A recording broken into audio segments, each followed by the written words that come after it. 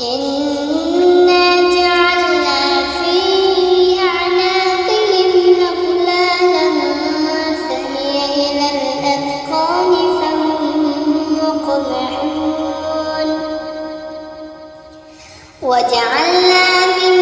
بين أيديهم سدا ومن خلفهم سدا فأغشيناهم فهم لا يبصرون وسواء عليهم أأنذرتهم أم لم تنذرهم لا يؤمنون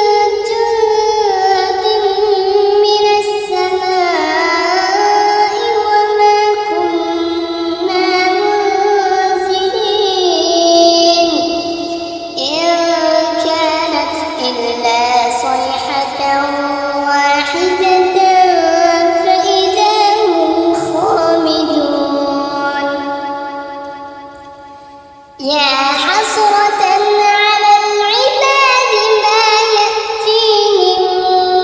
من رسول إلا كانوا به يستهزئون ألم يروا كم أهلكنا قبلهم من القرون أنهم إليهم لا يرجعون وإن كل لما جميع لدينا محضرون وآية لهم الأرض الميتة أحييناها وأخرجنا منها حبا فمنه يأكلون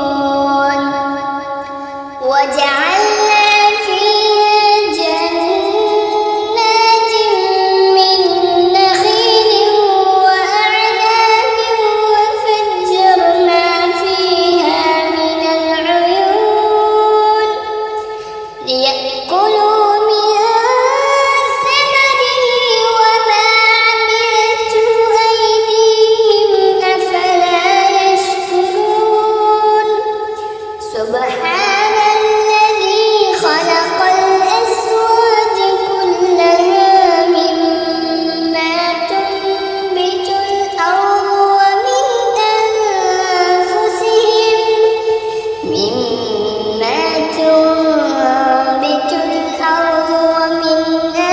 أنفسهم ومما لا يعلمون وآية لهم الليل نسلخ منه النهار فإذا هم مظلمون والشمس تجري لمستقر لها ذلك تقدير العزيز العليم والقمر قدرناه منازل حتى عاد كالعرجون القديم لا الشمس ينبغي لها أن تدرك القمر ولا الليل سابق النهار وكل في فلك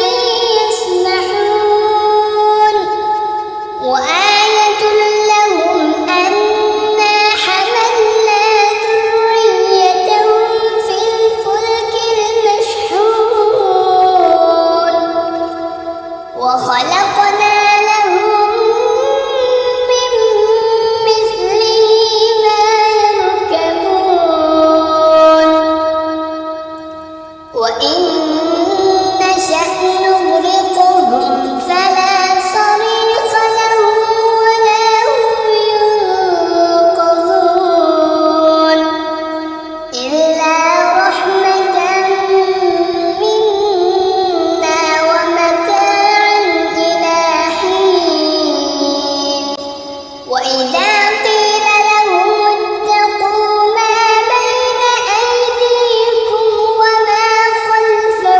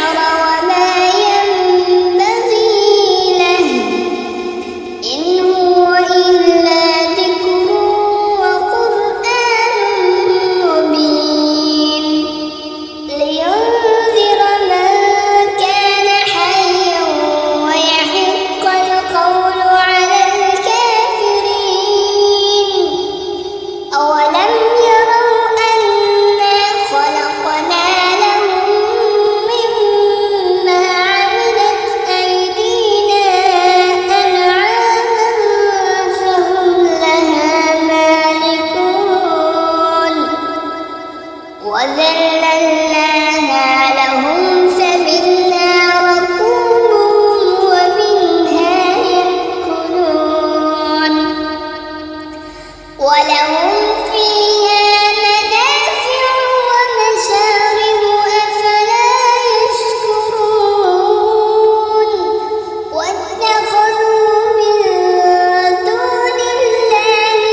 آلهة لعلهم ينصرون لا يستطيعون نصرهم وهم لهم جند محضرون فلا يحزنك قولهم إنا نعلم ما يسرون وما يعلنون أولم ير الإنسان أنا خلقناه من نطفة فإذا هو خصيم مبين وضرب لنا مثلا ونسي خلقه قال من يحيي العظام وهي رميم قل يحييها الذي أنشأها أول مرة وهو بكل خلق عليم الذي جعل لكم من الشجر الأخضر نارا فإذا أنتم منه توقدون